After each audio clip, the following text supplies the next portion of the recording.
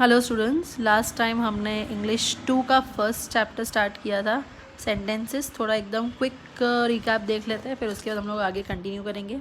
सबसे पहले we have seen subject and predicate. Subject जो होता है जिसके बारे में पूरे सेंटेंस में बात की गई होती है, एंड प्रेडिकेट मतलब जो बात की गई होती है वो।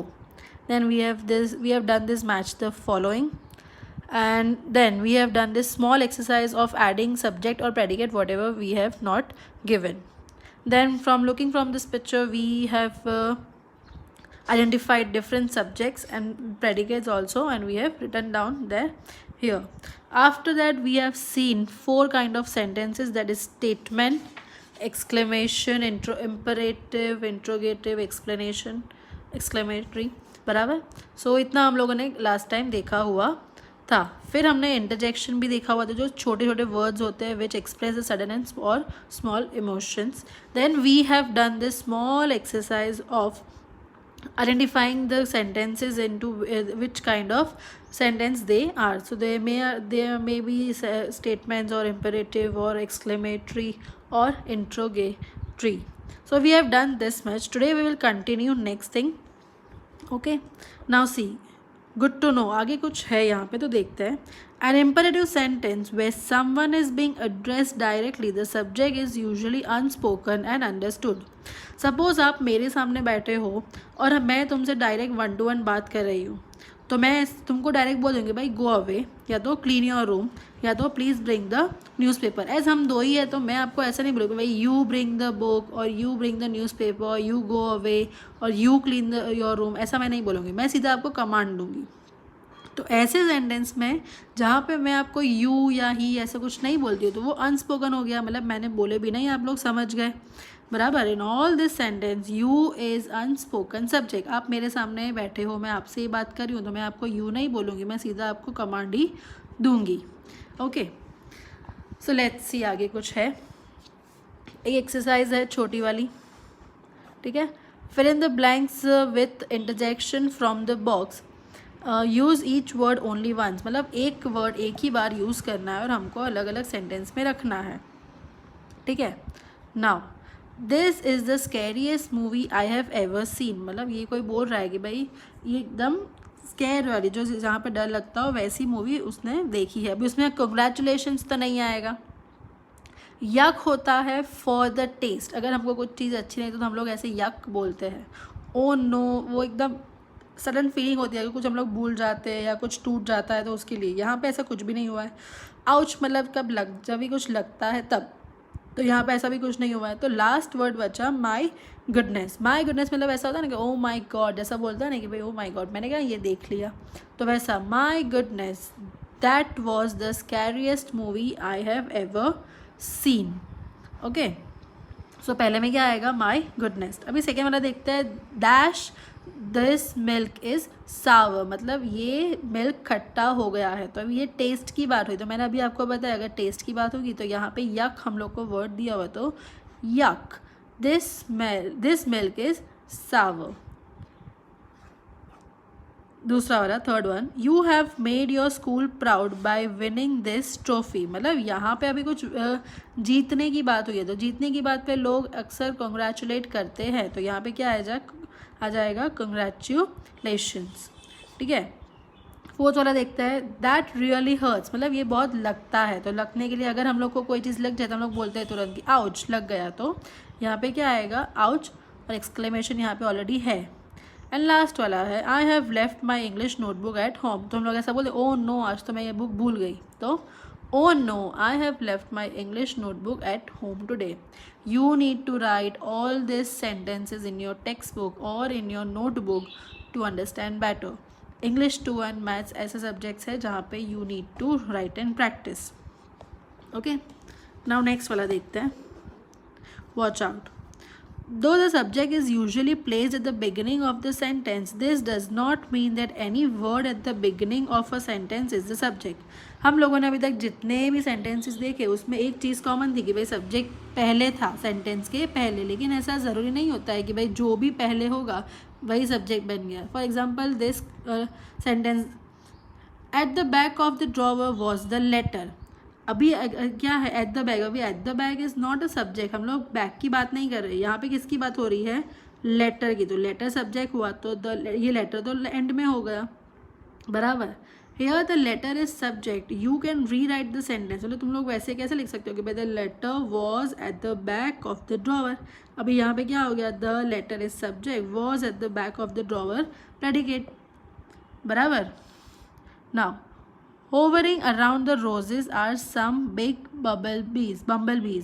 अभी बम्बल बीज की बात कर रहे हैं ना कि रोजेस की, तो बम्बल बीज तो लास्ट में लिखा हुआ है, तो उसको हम लोग वापस यहाँ पे लिख सकते हैं, तो ऐसे कि भाई सम big bumble bees are hovering around the roses. दोनों का मीनिंग सेम है, लेकिन या एक में सब्जेक्ट पीछे है और एक में सब्जेक्ट आगे है, ठीक है। Now write sentences using the group of word as directed in the bracket. ये जो हम लोग को पूरा सेंटेंस दिया हुआ है उसको कैसे करना है, तो भाई जो यहाँ पे ब्रैकेट में जो चीज़ हमको दी हुई है वैसे इंट्रोगेटिव हो सकता है, एक्सक्लेमेशन हो सकता है, सिर्फ सिंपल स्टेटमेंट हो सकता है, इम्परेटिव हो सकता है, तो वैसा पहला वाला उन लोगों ने करके दिया हुआ है। We book tickets for concert today, मतलब हम लोग ने आज की टिकट के कॉन्सर्ट के लिए हमको टिकट बुक करनी है, तो लेकिन यहाँ पे हमको कन्वर्ट करना है इंट्रोगेटिव में, तो आगे क्या आ जाएगा, शुड, विल, कैन, मे, ऐसा कुछ भी आ सकता है। यहाँ पे शुड है तो should we book tickets for the concert today, अभी वी है इसलिए शुड आया, अगर आई होता तो शैल आता, okay. Should we book tickets for the concert today और क्वेश्चन मार्क, इंट्रोगेटिव सेंटेंस अगर करने बोला है अगर क्वेश्चन मार्क नहीं लगाओगे तो आंसर रॉन्ग हो जाएगा, question mark is must, okay. Now next, my dream play snow someday, मतलब ये एकदम सिंपल है कि भाई my dream play snow someday. अब इसका हम लोग को स्टेटमेंट बनाना है, तो अगर प्रॉपर स्टेटमेंट हम लोग बनाए तो कैसे होगा, भाई वो एक मेरा ड्रीम है कि मुझे स्नो में एक दिन खेलना है, तो it is my dream to play in the snow someday, मतलब एक वो मेरा ड्रीम है कि मुझे कभी स्नो में खेलना है। Finish work then play friends, अभी एकदम सिंपल है, इसको हम लोग को इम्परेटिव में कन्वर्ट करना है। इम्परेटिव मतलब सजेशन या तो कमांड देना, तो क्या हो जाएगा, finish your work and then play with your friends, मतलब अपना काम ख़त्म करो उसके बाद अपने फ्रेंड्स के साथ खेलो। And the last one is feel happy my sister won race, यहाँ पे एक स्टेटमेंट ही हम लोग को बनाया, तो I am feeling very happy that my sister won the race. Simple यहाँ पे तो हम लोग को वर्ड्स दिए वो हमको इधर जो दिया हुआ उसमें हम लोग को कन्वर्ट करके लिखना है, सो ऐसा हो गया, I am feeling very happy that my sister won the race. ना आगे कुछ और भी है, दूसरा है change the exclamatory sentence into statements without changing their meaning, मतलब हम लोग को क्वेश्चन में एक्सक्लेमेशन दिया हुआ है, हमको एक्सक्लेमेशन निकालना है और उसको स्टेटमेंट में कन्वर्ट करना है, ठीक है। So alas I never got to meet him, मतलब बहुत वो दुख की बात है कि मुझे मैं उससे कभी मिल नहीं पाया, तो बहुत दुख की बात है, अलाज मतलब कुछ सैड होता है, तो it is sad that I never got to meet him, it is sad that I never got to meet him. Please इसको मगब मत करना, समझ के करना, 2 बार रॉन्ग जाएगा चलेगा लेकिन तीसरी बार हो जाएगा। What a busy day I have had, मतलब कितना बिजी डे था, तो I had a very busy day, दोनों का मीनिंग सेम ही होता है, हमको मीनिंग चेंज नहीं करना है एक्सक्लेमेशन निकाल के, ठीक है। तो I had a very busy day. Hurray the summer holidays have begun, अभी हुर्रे कब बोलते हैं, जब हम लोग एकदम एक्साइटेड होते हैं तब, तो it is exciting that the summer holidays have begun, मतलब ये बहुत अच्छी एकदम एक्साइटिंग न्यूज़ है कि अभी समर हॉलीडेज स्टार्ट हो गई है, मतलब वेकेशन स्टार्ट हो गया है। हाउ काइंड यू आर, तो यू आर वेरी काइंड, मतलब तुम कितने अच्छे हो, kind. Of course I will help you, कि भाई ऑफकोर्स मैं ऐसा करूँगी ना, हेल्प उसमें क्या हो गया, तो क्या उसका क्या बनेगा, I will certainly help you, मैं तुमको ज़रूर हेल्प करूँगी या करूँगा, ठीक है।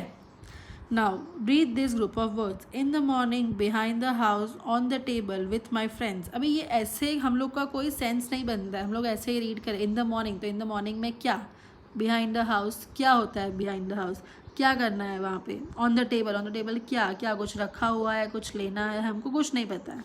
तो these group of words work as a unit to express an idea but they do not make complete sense on their own। मतलब अगर सिर्फ ये 3 वर्ड कोई तुमको बोले, तुमको कुछ पता नहीं चलेगा कि तुमको करना क्या है। They need a subject and a verb to make complete sense। उनको एक सब्जेक्ट चाहिए और एक वर्ब चाहिए। Such group of words are called phrases। इसको क्या बोलते हैं, phrases। यहाँ पे उसके लिए भी एक्सरसाइज है, तो let's see. Insert the phrases from the bracket and re right the sentences. मतलब ये जो हमको यहाँ पे फ्रेजेस दिए हुए उसको ये सेंटेंस में हमको इंक्लूड करना है। तो लेट्स सी कैसे करना है। I share a room with my sister. अभी उसने ये सिंपल सेंटेंस है कि भाई मैं अपना रूम मेरी सिस्टर के साथ शेयर करती हूँ। ऑन द फर्स्ट फ्लोर, अभी ये हमको अंदर ऐड करना है, तो कैसे करेंगे। I share a room on the first floor with my sister. मतलब मैं एक रूम शेयर करती हूँ जो फर्स्ट फ्लोर पर है मेरी बहन के साथ। ठीक है।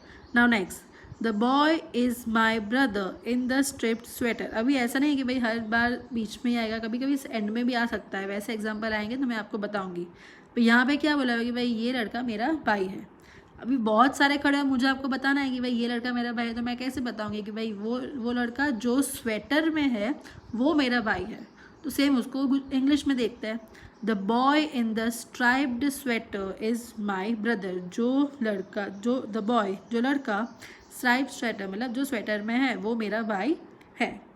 There was a king who had 2 daughters। मतलब एक किंग था जिसकी 2 daughters थी। वंस अपॉन अ टाइम, अभी ये किंग और क्वीन अभी तो नहीं होते नॉर्मली, तो वंस अपॉन अ टाइम तो सबसे पहले की बात हो गई। तो once upon a time there was a king who had 2 daughters। Once upon a time यहाँ पे पहले लग गया, ये दोनों में बीच में लगा था। Okay. We have lived here मतलब हम लोग यहाँ पे रहे हैं। फॉर मैनी ईयर्स, तो we have lived here for many years. यहाँ पे जो ब्रैकेट वाला है वो एंड में लगा। सो दिस प्रूव्स कि भाई ये जो फ्रेजेस है वो कहीं भी लग सकते हैं। The crowd grew restless and angry outside the building, वो हमको ऐड करना है। मतलब जो बाहर जो क्राउड था वो अभी एकदम रेस्टलेस, उनको कुछ समझ में नहीं आ रहा था और एकदम गुस्सा आ रहा था। तो क्या हो जाएगा, the crowd inside the building grew, the crowd outside the building grew restless and angry. मतलब द क्राउड जो बिल्डिंग के बाहर था अभी एकदम गुस्सा हो रहा है। ठीक है। So basically this was your first chapter of English. I hope आपको समझ में आया हो। इसका हम लोग प्रैक्टिस करेंगे होमवर्क में।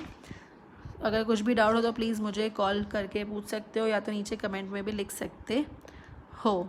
Bye bye.